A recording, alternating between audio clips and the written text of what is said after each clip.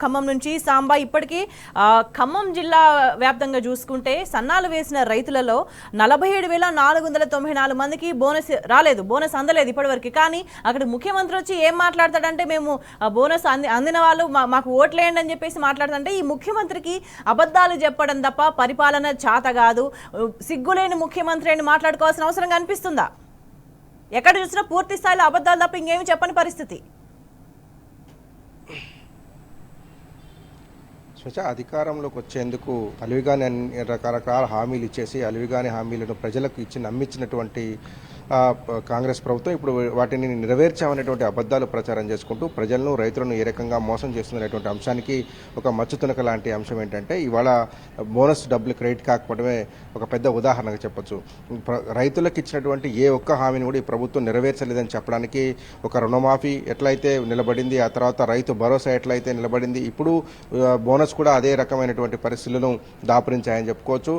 దాదాపు 100 రోజుల్లోనే మొత్తం రుణమాఫీ చేస్తామని చెప్పినటువంటి ప్రభుత్వం 400 రోజులు గడిచిపోయిన తర్వాత కూడా ఇంకా ప్రజలతో రైతులందరూ కూడా బ్యాంకుల చుట్టూ అధికారుల చుట్టూ తిరుగుతున్నారు, మాకు రుణమాఫీ కాలేదని చెప్తున్నారు. అట్లాగే రైతు భరోసాకు సంబంధించినటువంటి నిధుల జమ అనేది అదొక మిథ్యలాగా మారింది. ఇప్పటివరకు ఆ రైతు భరోసా నిధులు వచ్చిన పాపాన పోలేదు. 7,500 చెప్పి 6,000 ఇచ్చారు. ఆ 6,000 కూడా అందరికీ ఇవ్వలేదు.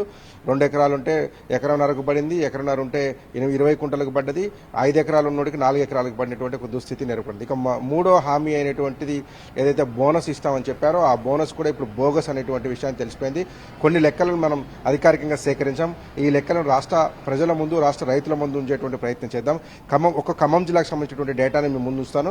ఖమ్మం జిల్లాకు సంబంధించినటువంటి మొత్తం 2,81,991 ఎకరాల్లో వరి సాగు చేశారు. ఇందులో ఎట్లాగో ప్రభుత్వం 500 రూపాయలు బోనస్ ఇస్తుంది కదా అనేటువంటి నమ్మకంతో రైతులు దాదాపు 2,62,280 ఎకరాలలో సన్నాలు సాగు చేశారు. ఈ సన్నాల సాగు వల్ల జిల్లాలో ఏర్పాటు చేసినటువంటి 344 కేంద్రాల నుంచి దగ్గర 27,26,860 క్వింటాల ధాన్యాన్ని ప్రభుత్వానికి రైతులు అమ్ముకున్నారు. మొత్తం 47,494 మంది రైతులు ఈ ధాన్యాన్ని ప్రభుత్వానికి అమ్ముకున్నారు.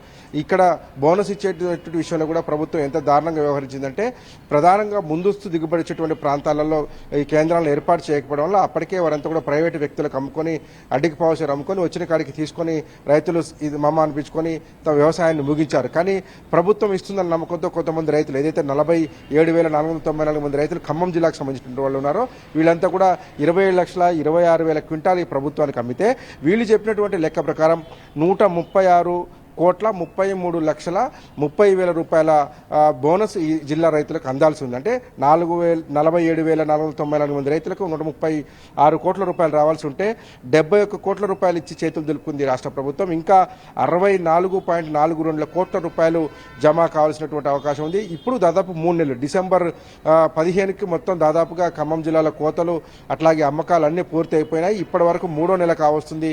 ఇప్పటివరకు రైతు ఖాతాలలో డబ్బులు జమ కాలేదు. రైతులు ఇంకా సొసైటీ కార్యాలయాల చుట్టూ, పౌర సరఫరాల శాఖ కార్యాలయాల చుట్టూ తిరుగుతున్నారు. బ్యాంకులకు వెళ్లి తమ పాస్ పుస్తకాలు ఇచ్చి ఇంకా మాకు బోనస్ డబ్బులు రావాల్సి ఉంది అనేటువంటి అంశాన్ని చెక్ చేసుకుంటున్నారు.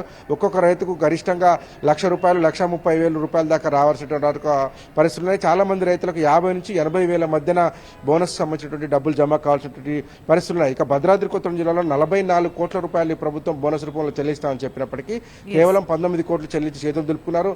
ఇంకొక 25 కోట్ల రూపాయలు రైతుల ఖాతాలో జమ కావాల్సినటువంటి సగం మంది రైతులకు కూడా ఈ రాష్ట్ర ప్రభుత్వం నుంచి జమ కాలేదు. అయితే రైతులను ఇప్పుడు భయపెడుతున్న అంశం ఏంటంటే సగం రుణమాఫీ చేసి పూర్తి అయిపోయిందన్నారు. ఈ సగం మందికి రైతు భరోసా ఇచ్చి రైతు భరోసా పూర్తి అయిపోయిందన్నారు. మరి ఇప్పుడు కూడా బోనస్ అంశాన్ని కూడా ఇదే రకమైనటువంటి స్ట్రాటజీని ప్రభుత్వం అమలుస్తుందా అనేటువంటి అనుమానం రైతులకు కలుగుతుంది. ఎందుకంటే గత ప్రభుత్వం ఇచ్చినటువంటి రీతిలో ఈ ప్రభుత్వం సంతృప్తికర స్థాయిలో ఇవ్వలేకపోతుంది అనేటువంటి అంశాన్ని రైతులకు బోధపడిపోయింది. గత ప్రభుత్వం హయాంలో ఏ పథకం ప్రవేశపెట్టినా సంతృప్తికర స్థాయిలో అది 10 రూపాయలు ఇచ్చినా 10,000 ఇచ్చినా కానీ అందరు రైతులకు ఏకకాలంలో అందినటువంటి పరిస్థితులను గమనించినటువంటి రైతులు ఈ ప్రభుత్వం వచ్చిన తర్వాత రేవంత్ రెడ్డి అధికార పగ్గాలు చేపట్టిన తర్వాత అమలైనటువంటి పథకాలన్నీ కూడా 30-40% మించినటువంటి పరిస్థితి కనిపిస్తుంది. కానీ ప్రకటనలు మాత్రం 100% చేశాం, మా హామీ పూర్తి అయిపోయింది, మేము ఇచ్చినటువంటి 6 హామీలకు 6 హామీలు అమలు చేశాం అనేటువంటి ఏదైతే అబద్దాలు చెప్తున్నారో అది చూసి ఇప్పుడు రైతులు భయపడుతున్నటువంటి పరిస్థితి కనబడుతుంది. ఎందుకంటే 47,494 మంది రైతులు 136 కోట్ల రూపాయలు బాకీ ఉంటే ఇంకా 64 కోట్ల రూపాయలకు పంపలేదు అంటే రేపు మేము బోనస్ కూడా ఇచ్చేసామని చేతులు దులుపుకుంటే మా పరిస్థితి ఏంటి? లేదు ఇంకా అసలు 2 నెలలు గడిచి 3వ నెల వచ్చిన తర్వాత కూడా ఎందుకు బోనస్ జమ కావట్లేదని చెప్పి రైతులు ఆందోళన వ్యక్తం చేస్తున్నారు. భద్రాద్రి కొత్తగూడెం జిల్లాలో కూడా గిరిజన రైతులు, లంబాడ రైతులు పెద్ద ఎత్తున సాగు చేసేటువంటి వరి పంటను ప్రభుత్వానికి అమ్ముకుంటే ఆ ప్రభుత్వం ఇంకా దగ్గర 25 కోట్ల రూపాయలు పెండింగ్ లో పెడితే కనుక ఏం చేయాలి? ఇది ఎటు పక్క రైతు భరోసా ఇవ్వట్లేరు, ఒక పక్క రుణమాఫీని పూర్తి చేయలేదు. అంటే ఆర్థికపరమైన అంశాలలో రైతులను మోసం చేయడం వల్ల రైతులు అప్పుల పాలవుతున్నారు, ఆత్మహత్యలు చేసుకుంటున్నారు. ఇదే జిల్లాలో ఎండిపోయిన పంటను చూసి గుండెలు పగిలి సాగు చేసిన పొలంలో పురుగుల అంటే ప్రభుత్వ వైఖరి వల్ల రైతులంతా కూడా ఏం చేయబోతుంది ఈ ప్రభుత్వం, వ్యవసాయాన్ని ఎక్కడి దాకా తీసుకుపోబోతుంది జీవితాలనని భయపడుతున్నారు, భయంతో పాటు బాధపడుతున్నారు. రైతు కుటుంబాలన్నీ కూడా దీని దుష్పరిణామాలన్నీ కూడా ఫేస్ చేస్తున్న పరిస్థితి. అంటే ఒకవైపు క్షేత్రస్థాయిలో వాస్తవ పరిస్థితి ఇట్లా ఉంది. ఈ విషయం కాంగ్రెస్ నేతలకు తెలుసు, ప్రజాప్రతినిధులకు అందరికీ తెలుసు. అయినప్పటికీ కూడా ముఖ్యమంత్రి నిస్సిగ్గుగా అబద్ధాలు మాట్లాడడాన్ని అక్కడి రైతులు ఎట్లా చూస్తున్నారు, ఏం మాట్లాడుతున్నారు? రైతులు ఈ ప్రభుత్వం మీద ఎప్పుడో నమ్మకాన్ని కోల్పోయారు. ఎందుకంటే మొదటి రోజుల నుంచి మొదలుపెట్టినటువంటి ప్రభుత్వం, అంటే ఫస్ట్ తీసుకున్నటువంటి పథకం రుణమాఫీ పథకం ఎప్పుడైతే తీసుకొచ్చారో ఆ రుణమాఫీ పథకం అమలు చేసినటువంటి విధానంలోనే ఈ ప్రభుత్వం యొక్క నిబద్ధత, నిజాయితీ అనేది తేటతెల్లమైపోయింది. ఎక్కడా నిజాయితీ పాటించలేదు, ఎక్కడ నిబద్ధత పాటించలేదు.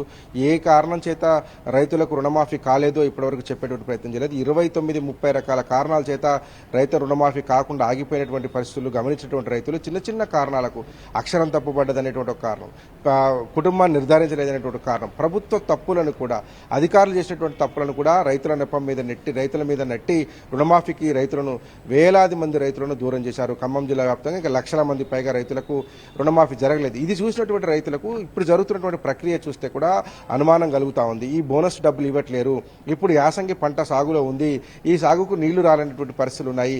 చాలా మండలాలలో టైలెండ్ భూములకు నీరు అందకపోవడంతో పంటలు నెర్రెలు బారి మొత్తం ఈనమోపోయినటువంటి వరి మొత్తం ఎర్రబారిపోతున్నటువంటి ప్రమాదం కనపడతా ఉంది. కానీ రాష్ట్ర ప్రభుత్వ అధికారులు కావచ్చు, మంత్రులు కావచ్చు నోరు తెరవట్లేదు, ముఖ్యమంత్రి అబద్ధాలు చెప్తూ పోతున్నారు.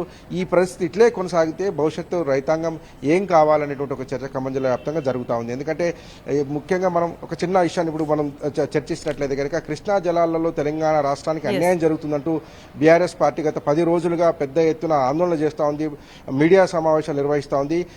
తెలంగాణకు దక్కాల్సినటువంటి వాటా రాలేదు, ఆంధ్రప్రదేశ్ వాడుకుంటుంది అనేటువంటి విషయాన్ని చెప్తే స్పందించినటువంటి రాష్ట్ర ప్రభుత్వం ఇప్పుడు నోరు పెడుతున్నారు. అధికారులు, మంత్రులు ఇప్పుడు నోరు పెడుతున్నారు. ఆంధ్రప్రదేశ్ తన వాటా కంటే ఎక్కువ వాడుకుందంటూ చెప్తున్నారు. ఆ రోజు బీఆర్ఎస్ ఆరోపణ చేసిన రోజు తిప్పికొట్టారు. లేనిపోని ఆరోపణలు చేస్తూ బీఆర్ఎస్ ప్రతిపక్షంలో ఉన్నటువంటి బీఆర్ఎస్ మీద ఎదురుదాడి చేశారు, అధికారంలో ఉండి కూడా ఎదురుదాడి చేశారు. ఇప్పుడు మంత్రులు నోరు విప్పుతున్నారు. కృష్ణా జలాల్లో రావాల్సినటువంటి వాటా కంటే ఎక్కువ వాటాను ఆంధ్రప్రదేశ్ వాడుకుంది, తెలంగాణ వాటా తేల్చాల్సిన అవసరం ఉంది, బ్రిజేష్ ట్రిబ్యునల్ స్పందించాలంటూ మంత్రులు ప్రకటనలు చేస్తున్నారు. ఇవాళ కూడా ఖమ్మం జిల్లాలో మంత్రులు ప్రకటన చేస్తున్నటువంటి పరిస్థితి చూస్తే అక్షర సత్యమైనటువంటి మాటలను బీఆర్ఎస్ పార్టీ చెప్తా ఉంది. దాన్ని ప్రభుత్వం దాచిపెడతా ఉంది అనేటువంటి విషయాన్ని ఖమ్మం జిల్లా రైతాంగం అర్థం చేసుకుంటా ఉంది. ముఖ్యంగా నీటి వాటాలకు సంబంధించినటువంటి విషయంలో గత 10 రోజులుగా మాజీ మంత్రి హరీష్ రావు చెప్తున్నారు, బీఆర్ఎస్ వర్కింగ్ ప్రెసిడెంట్ కేటీఆర్ చెప్తున్నారు, మిగతా బీఆర్ఎస్ పార్టీకి సంబంధించినటువంటి నాయకులు నల్గొండ కావచ్చు, ఖమ్మం కావచ్చు, ఏదైతే సాగర్ ఆయకట్టులో ఉన్నటువంటి ప్రాంతాలకు సంబంధించినటువంటి వాళ్ళు రైతులు చెప్తా ఉన్నారు. ఆ నాయకులు రైతులను అవేర్ చేస్తున్నారు. ఎందుకంటే పంటలు వేసి నష్టపోవద్దు అనేటువంటి విషయాన్ని బీఆర్ఎస్ నాయకులు చెప్తా ఉంటే కూడా ఇప్పటి వరకు స్పందించినటువంటి వాళ్ళు, సన్నాయి నొక్కులొక్కినటువంటి అధికార పార్టీ నేతలు ఇప్పుడు నోరు పెడుతున్నారు. యాసంగి వేసి నష్టపోవద్దు అంటే కోదండరెడ్డి చెప్తారు, ఆంధ్రప్రదేశ్ ఎక్కువ వాటా వాడుకుంది, దాన్ని తేల్చాలి, బ్రిజేష్ ట్రిబ్యునల్ ముందుకు రావాలి, ఇప్పటివరకు నీటి వాటా తేల్చలేదంటూ మంత్రులు చెప్తున్నారు, వ్యవసాయ శాఖ మంత్రి చెప్తున్నారు. ఇదంతా జరుగుతున్నది అంటే చూస్తే కనుక బీఆర్ఎస్ నాయకులు చెప్తున్నటువంటి మాటలన్నీ కూడా వాస్తవాలని చెప్పి కాంగ్రెస్ ఒప్పుకున్నట్టు కనపడుతుంది. కానీ దీన్ని రైతులకు చెప్పేందుకు మాత్రం ప్రభుత్వం దగ్గర ధైర్యం లేకపోయింది. ఎందుకంటే రైతులను ముందస్తుగా చెప్తే పంట నష్టపోరు, సమయం వృధాగా పోదు, పెట్టుబడి వృధాగా పోయినటువంటి పరిస్థితి ఉంది. కానీ ఇవన్నీ జరిగిన తర్వాత, రైతులు నష్టపోయిన తర్వాత ఇవాళ ఈ రకమైనటువంటి ప్రకటనలు చేస్తున్నటువంటి విధానం చూస్తే రైతాంగాన్ని, వ్యవసాయాన్ని ఎటు తీసుకుపోతుంది ప్రభుత్వం అనేటువంటి అనుమానం ఖమ్మం జిల్లా రైతాంగం కనపడుతుంది. ఇది యావత్ రాష్ట్ర వ్యాప్తంగా ఉన్నటువంటి రైతాంగ సమస్య. దీని మీద రైతులకు పెద్ద ఎత్తున ఉద్యమించేటువంటి ప్రమాదం కూడా కనిపిస్తా ఉంది. స్వేచ్ఛ.